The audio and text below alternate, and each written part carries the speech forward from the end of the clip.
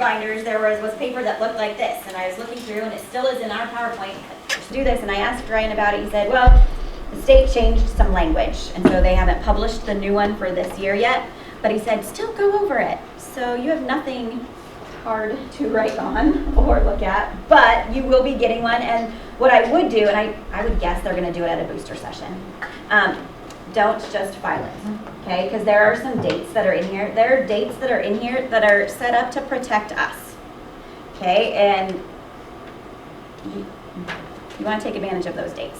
So things like, Shauna was asking how long. You have 8 days.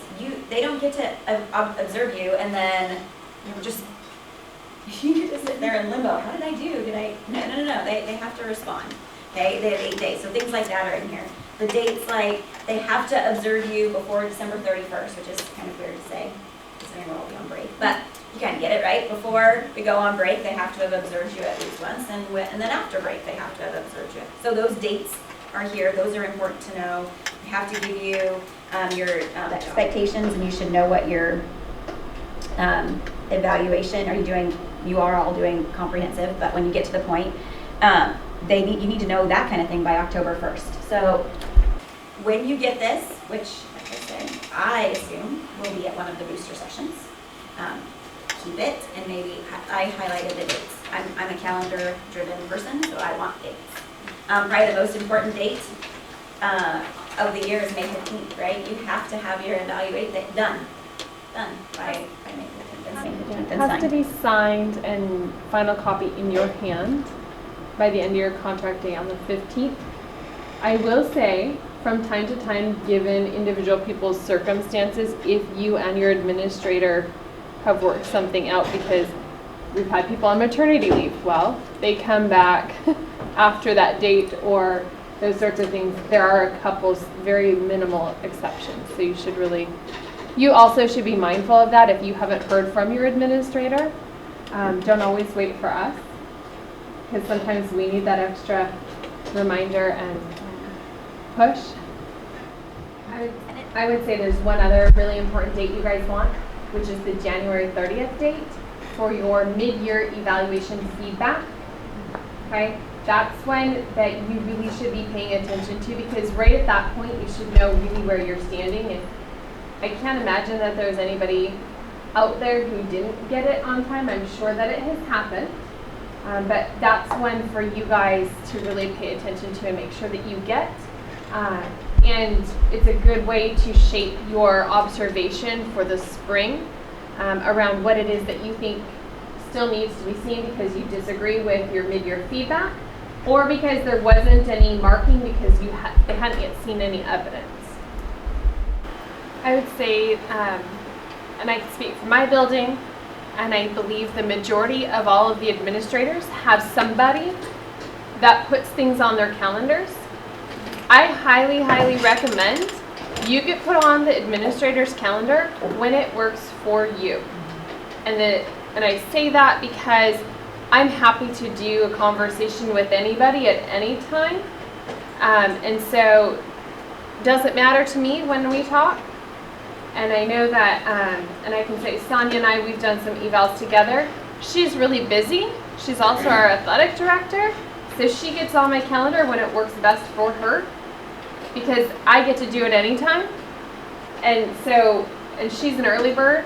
She likes to get on there early, which actually helps me out. So if you don't want to wait, or you know that, gosh, May 1st is my perfect day because my hair always looks good and I always have the great outfit, or whatever it is, get on that calendar fast and early and for whatever time of the day that you want.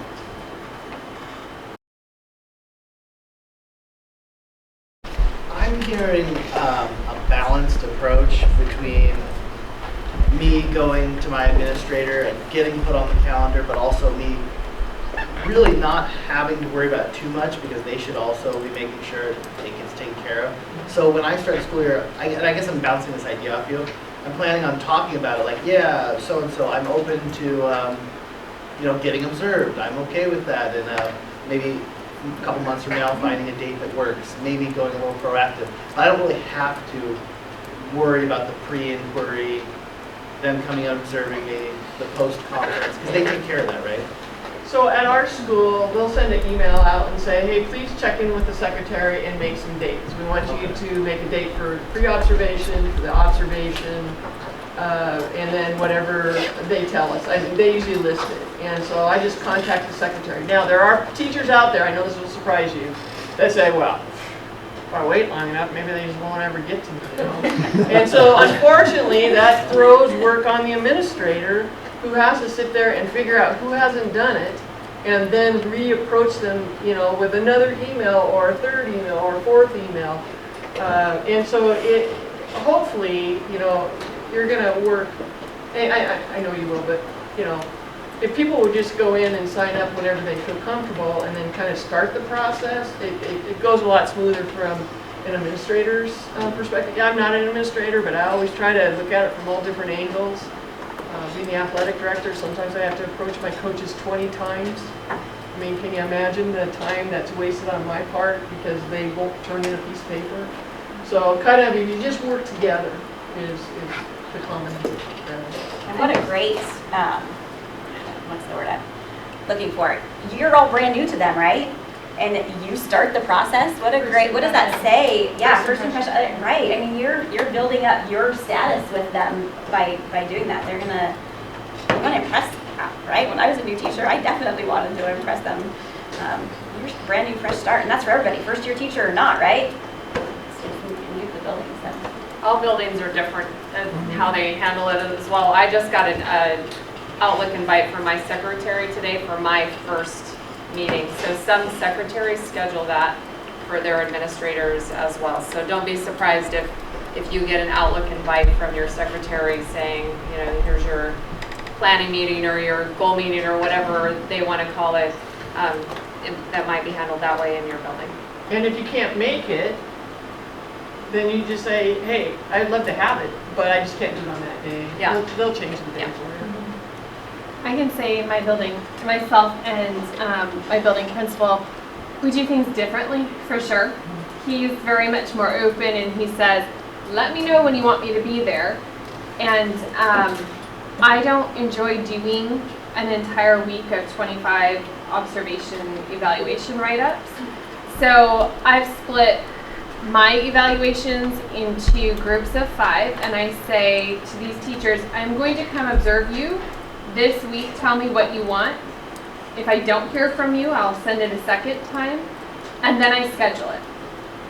And I actually give my staff, I've already identified which weeks for each group, because I'm a little bit like that, and they can schedule them out for the entire year if they want to. But if I haven't heard by like 2 weeks prior to that week, I actually have my secretary send it to them and put it on their calendar, and I make sure that it happens.